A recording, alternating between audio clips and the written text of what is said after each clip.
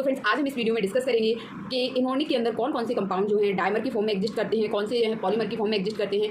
इस टाइप का भी क्वेश्चन आपके नीट में पूछा जाता है। तो आज हम सारे एग्जाम्पल जो एटलीस्ट एनसीईआरटी के अंदर दिए हैं और कुछ अदर है जो अब तक प्रीवियस ईयर में पूछे गए हैं और कुछ इंपॉर्टेंट एग्जाम्पल जिनको हम इस वीडियो में देखेंगे। ठीक है, तो सबसे पहले मैंने ब्लॉक वाइज समझाया ताकि आपको याद रखने में ईजी रहे। ठीक है, तो देखो हम देखते हैं सबसे पहले एस ब्लॉक का कंपाउंड कौन सा, बेरिलियम क्लोराइड। ठीक है, तो देखो BeCl2 क्या है, ये जो है वेपर फेज के अंदर, किसमें वेपर फेज के अंदर जो है मोनोमर या डायमर की फॉर्म में एग्जिस्ट करता है। मोनोमर की में भी एग्जिस्ट करता है और डायमर फॉर्म में एग्जिस्ट करता है। ठीक है, तो देखो BeCl दोनों तरफ क्लोरीन, ये मोनोमेरिक फॉर्म है, ये इसकी क्या है डायमेरिक फॉर्म है। तो इसमें हमने पहले दो मोनोमेरिक फॉर्म बनाई, बेरिलियम क्लोरीन क्लोरीन, फिर बेरिलियम क्लोरीन क्लोरीन। अब बेरिलियम के पास क्या है, बैक एंड प्रेजेंट है ना, क्योंकि इसने दो वर्ड बनाए ना, तो इसके पी में दो अभी क्या है, बैक एंड है। ठीक है, तो ये क्या करेगा, इधर से क्लोरीन अपना लोन पेयर इसके बैक एंड ऑर्बिटल में क्या करेगा, दे देगा। ठीक है, कैसे आपको समझ, देखो बेरिलियम का इलेक्ट्रॉनिक कॉन्फिगरेशन क्या होता है, 2s2 2p1। ठीक है, 1s मतलब 1। ठीक है, तो ये है, ये क्या करता है, सॉरी ये 0 होगा, ये एक्साइटेड करेगा तभी तो दो बॉन्ड बनाएगा। तो एक यहाँ पे इसके खाली है तो एक इसका एक्साइटेड होकर यहाँ आ जाएगा।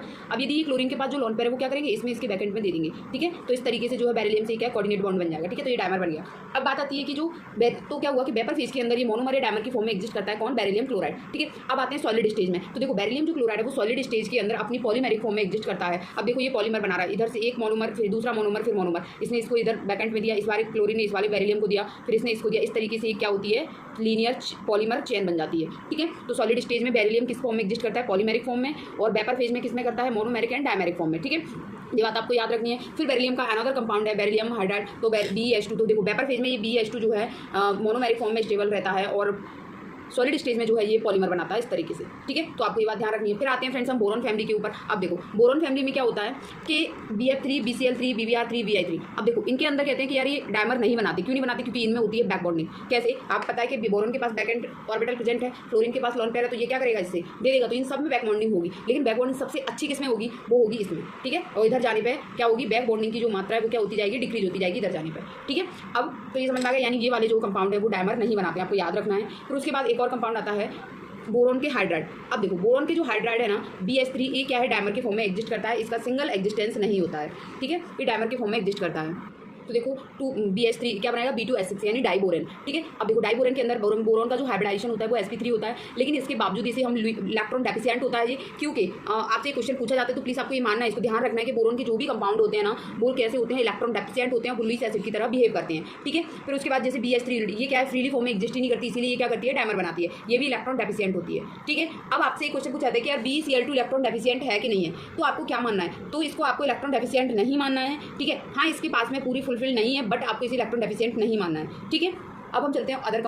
अब देखो बोरॉन फैमिली के अंदर ही एल्यूमिनियम के कंपाउंड्स देखें हम, तो सबसे पहले देखो AlF3 AlCl3 AlBr3 एल्यूमिनियम के मतलब हैलाइड्स। तो देखो जो AlF3 है ना फ्रेंड्स, ये आयनिक होता है, कैसा होता है, आयनिक होता है। और हमेशा आपको याद रखना है आयनिक कंपाउंड कभी भी डायमर का फॉर्मेशन नहीं करते हैं, डायमर का फॉर्मेशन ओनली कोवेलेंट कंपाउंड करते हैं। ठीक है, तो बेरिलियम के एल्यूमिनियम का क्लोराइड, ब्रोमाइड और आयोडाइड ये क्या बनाएंगे, डायमर बनाएंगे, बट इसका फ्लोराइड जो है AlF3 डायमर के फॉर्म में एग्जिस्ट नहीं करेगा क्योंकि ये एक आयनिक कंपाउंड है। ठीक है, तो बोरॉन फैमिली के बारे में सिर्फ यही चीज़ें ध्यान रखनी है कि कौन क्या किस फॉर्म में एग्जिस्ट करता है। ठीक है, अब हम चलते हैं कि कार्बन फैमिली के कौन से कंपाउंड है, तो वो हमारे पास नहीं है अभी कोई भी कंपाउंड ऐसे जो आपको याद रखने हो। अब चलो नाइट्रोजन फैमिली में, तो देखो नाइट्रोजन फैमिली के अंदर जो NO2 आता है, NO2 क्या है, नाइट्रोजन डाइऑक्साइड गैस है, ये कैसे कलर की होती है, ब्राउन कलर की होती है। ठीक है ना, इसके पास में क्या होता है, एक और इलेक्ट्रॉन होता है, इसकी स्ट्रक्चर इस तरह बनाते हैं, तो ये डायमर के फॉर्म में क्या बनाती है, N2O4, यानी N2O4 के रूप में ये क्या होती है, स्टेबल रहती है। अब ये इसकी स्ट्रक्चर क्या होगी, तो देखो NO2 के 2 मोल बना लो इस तरीके से। ठीक है, और फिर उनको क्या कर दो, आपस में जोड़ दो। ठीक है, तो देखो अभी दोनों शेयरिंग कर लेंगे यहाँ पे, ये क्या हो गई, N2O4 की स्ट्रक्चर हो गई। समझ में आई बात।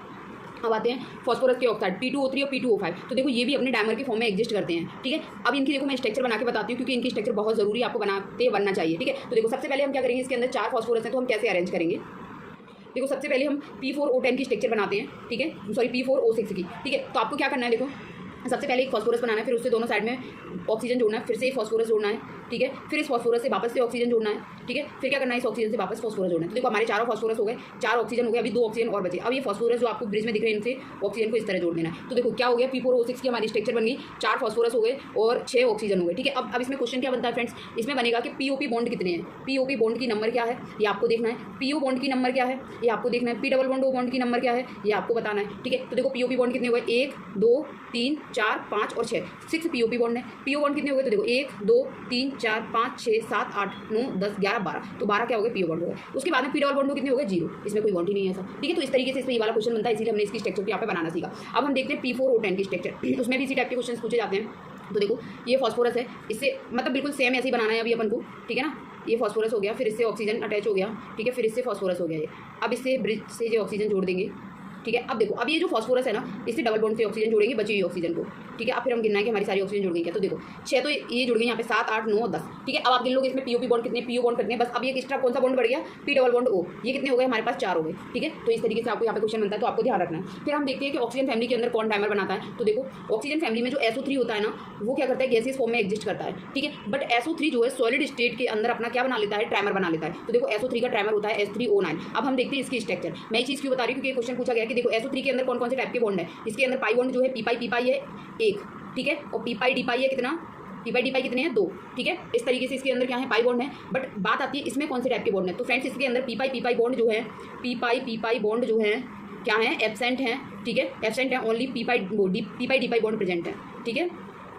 तो ये आपको ध्यान रखना है, इस तरह क्वेश्चन पूछा गया। अब हमको ये इसकी स्ट्रक्चर भी बनाना आना चाहिए। तो देखो इसकी स्ट्रक्चर कैसे बनाएंगे, सबसे पहले देखो एस सल्फर, ठीक है, फिर इससे हमने ऑक्सीजन जोड़ा, फिर सल्फर, फिर इसको हमने ऑक्सीजन से जोड़ दिया, बस इस तरह, ठीक है। अब जितनी भी बची ऑक्सीजन है उन्हें क्या करते हैं, सल्फर से डबल बॉन्ड से जोड़ देते हैं। तो 9 ऑक्सीजन थी टोटल हमारे पास में। अब देखो ये हो गई 4 2 6 7 8 और 1 9, ठीक है। अब इसमें देखो एक सल्फर के पास में क्या है, एक सल्फर के पास में 2 पी पाई डी पाई बॉन्ड हैं, कितने, 2 संख्या में, समझ रहे हो बात को, ठीक है। तो ये हो गया हमारे पास, ये ऑक्सीजन फैमिली के अंदर हमने पढ़ लिया कि कौन क्या बना रहा है। अब हम देखते हैं हैलोजन फैमिली में। अब देखो हैलोजन फैमिली के अंदर ClO3 है ना, Cl2O6 के रूप में डायमर बनाता है, तो ये बात आपको याद रखनी है। फिर ICl3 I2Cl6 के रूप में एग्जिस्ट करता है, ये भी डायमर बनाता है, ठीक है। फिर उसके बाद चलते हैं डी ब्लॉक के अंदर, ओनली एक ही एग्जाम्पल है, वो है FeCl3, इसका डायमर होता है Fe2Cl6, ठीक। तो ये बात भी आपको क्या रखनी है, याद रखनी है, ठीक है। तो ये सारे हमारे जो भी डायमर जो कौन फॉर्म करता है, जहाँ से क्वेश्चन प्रॉबिलिटी है कि पूछा जा सकता है, वो मैंने सारे डायमर्स अपनी जो NCERT के अंदर दिए वो मैंने कवर करने की कोशिश की है। आप इस वीडियो को 1-2 बार देखना और आपको सारी चीज़ें लर्न हो जाएंगी, ठीक है।